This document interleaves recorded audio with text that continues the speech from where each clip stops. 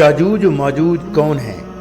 ناظرین، قرآن واضح طور پر گواہی دیتا ہے کہ یہ دو وحشی اور خونخوار قبیلوں کے نام تھے۔ یہ لوگ اپنے ارد گرد رہنے والوں پر زیادتیاں اور ظلم کرتے تھے۔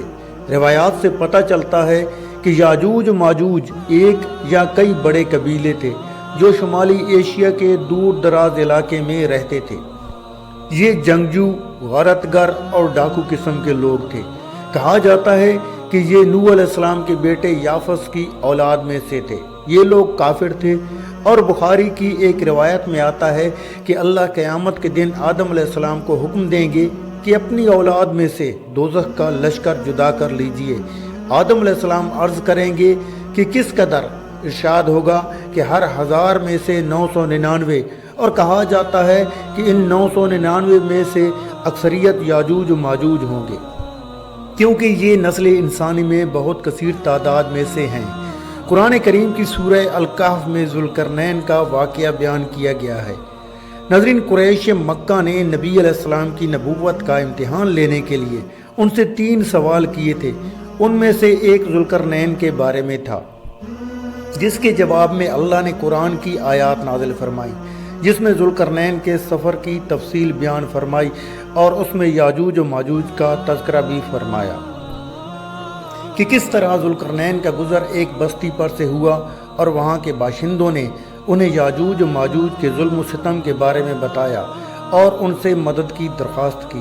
تو ذوالقرنین نے لوہے اور پگھلے ہوئے تانبے سے ایک مضبوط اور بلند و بالا دیوار تعمیر کروائی، جس کو پار کرنے کی سکت یاجوج و ماجوج میں نہیں تھی، لہٰذا وہ دوسری طرف محدود ہو کر رہ گئے اور دنیا ان کے شر سے محفوظ ہو گئی۔ ذوالقرنین نے فرمایا کہ جب میرے رب کا وعدہ پورا ہو جائے گا تو وہ اسے گرا کر ریزہ ریزہ کر دے گا۔ ناظرین، قرآن میں آتا ہے کہ جب یاجوج و ماجوج کا خروج ہوگا تو وہ ہر بلندی سے نیچے کی طرف دوڑتے آئیں گے۔ حدیث میں آتا ہے کہ پھر وہ دیوار توڑ کر لوگوں پر نکل آئیں گے، سارا پانی پی جائیں گے، لوگ قلعہ بند ہو جائیں گے، وہ ہر ٹیلے سے بھاگتے ہوئے آئیں گے، ان کے اگلے افراد بحیرہ تبریہ سے گزریں گے تو اس کا سارا پانی پی جائیں گے، اور ان کے آخری افراد وہاں سے گزریں گے تو کہیں گے کہ کبھی یہاں پانی ہوا کرتا تھا۔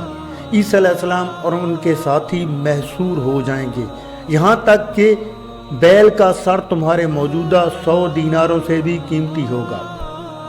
وہ اپنے تیر آسمان کی طرف پھینکیں گے، جنہیں اللہ خون آلود کر کے واپس بھیجے گا۔ وہ کہیں گے ہم نے آسمان والوں پر بھی غلبہ پا لیا جس طرح ہم اہل زمین پر غالب۔ ناظرین، ایک اور حدیث میں آتا ہے کہ بے شک یاجوج و ماجوج روزانہ دیوار توڑتے رہتے ہیں۔ جب وہ مکمل ٹوٹنے کے قریب ہوتی ہے تو انہیں سورج کی شعاعیں نظر آتی ہیں۔ اتنے میں ان کا بڑا کہتا ہے چلو باقی کل توڑیں گے، تو اگلے دن اللہ اس دیوار کو پہلے سے بھی مضبوط بنا دیتا ہے۔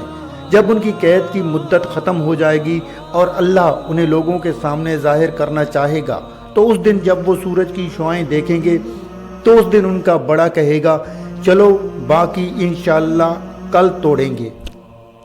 اگلے دن آئیں گے تو انشاءاللہ کہنے کی وجہ سے دیوار جتنی چھوڑ کر گئے تھے اتنی ہی ہوگی۔ یوں وہ باقی دیوار توڑ کر باہر آ جائیں گے اور زمین میں خوب قتل و غارت گری کریں گے۔ یہ سب قیامت کے قریب ہوگا۔ ناظرین، عیسیٰ علیہ السلام اور مومنین اس وقت ایک پہاڑی پر پناہ لیے ہوئے ہوں گے۔